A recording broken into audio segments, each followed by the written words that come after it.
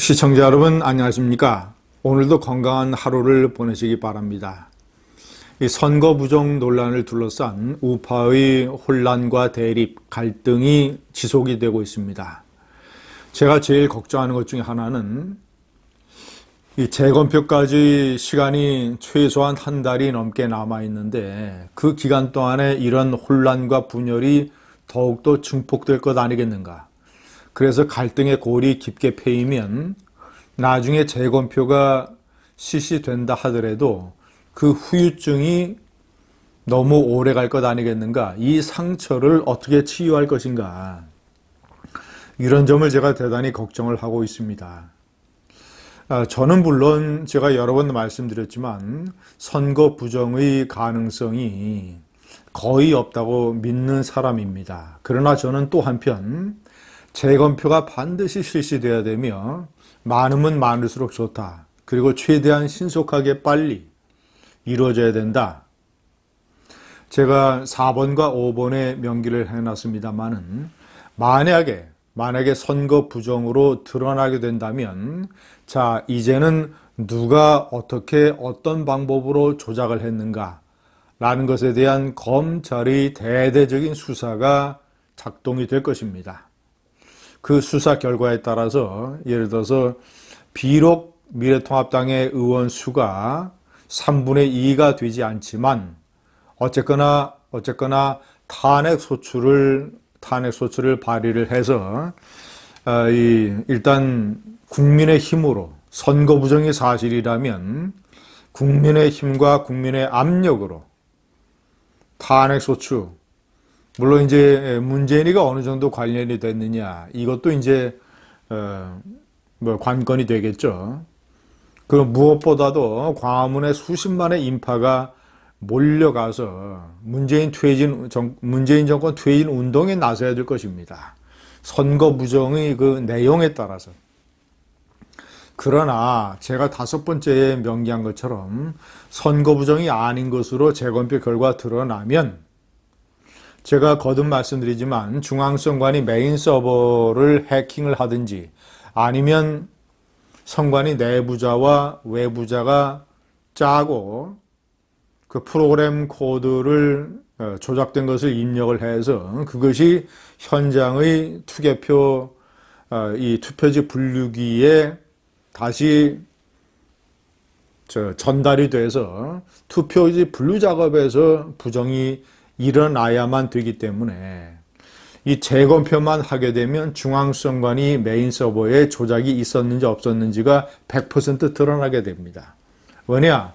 투표함 바꿔치기는 이제 거의 불가능한 걸로 선거 조작서를 믿는 많은 국민들도 동의를 하고 있기 때문입니다.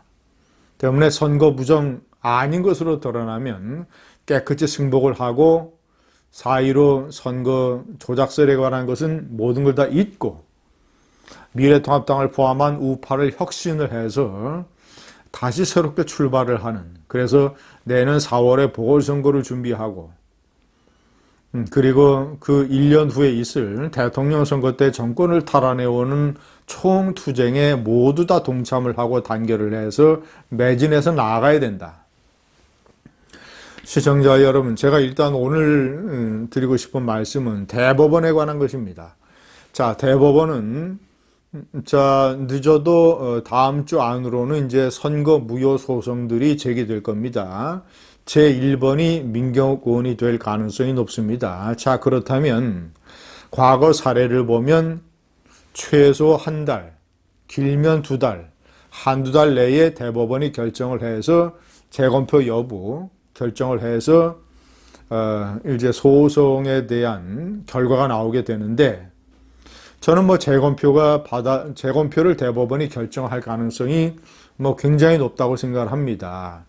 워낙 이 소송이 제기되는 이유가 과거하고는 사례가 다르고 또 많은 사람들이 못 믿겠다. 그래서 재검표 해보자라고 주장을 하고 있기 때문에 재검표의 가능성이 높다 이렇게 생각을 합니다. 현재 일단 선거 무효 소송 전에 증거 보전 신청이 받아들여진 곳이 5곳입니다. 첫 번째가 인천 연수을 민경욱 의원. 민경욱 의원이 제일 지금 적극적으로 나서고 있는 것이죠. 민경욱 의원은 증거 보전 신청뿐만 아니라 그리고 연수구 선관위를 고발을 했습니다. 비례대표 투표함을 제출하지 않는다라는 이유로 고발을 했습니다. 선관위의 입장은 비례대표가 민경욱 후보 당신의 당락 여부와 무슨 상관이 있느냐? 이 지역구 투표함만 보전을 하고 그것을 다시 나중에 열어서 재검표하면 된 것 아니냐라는 입장입니다. 선관위는. 민경욱 의원은 자신의 지역구에서 사전투표가 조작이 됐다고 생각을 하고 있기 때문에 그 조작의 어떤 이 신빙성이랄까 조작의 근거를 더욱더 확장하기 위해서 비례대표까지 조사를 해야 된다라는 것이 민경욱 의원의 주장입니다. 자, 그리고 서울의 영등포을 박용찬 후보 MBC 뉴스데스크와 MBC 100분 토론의 앵커를 맡았던 사회자를 맡았던 방송인 출신이죠. 영등포을에서 김민석 의원에게 패배한 사람입니다. 저 영등포을은 과거 새누리당 대표를 지냈던 이정현 전 의원이 무소속으로 출마를 했던 곳이기도 합니다. 자, 세 번째는 경기의 파주을 박용호, 그 상대방은 어학원을 운영을 했던 박정민주당 의원입니다.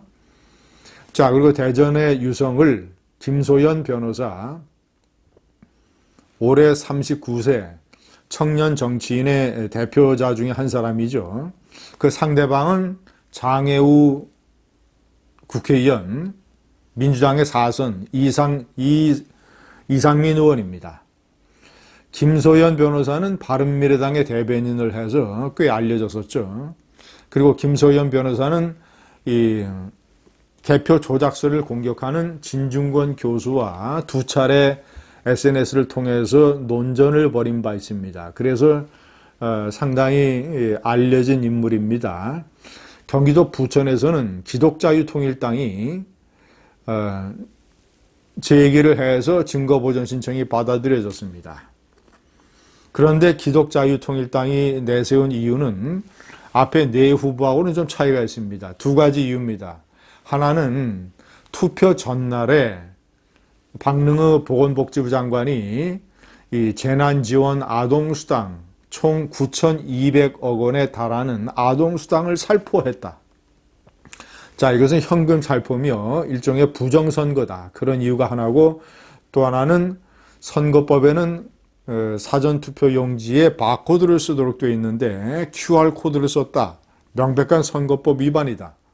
이런 주장을 하고 있습니다. 시청자 여러분, 대법원이 지체할 이유가 하나도 없습니다.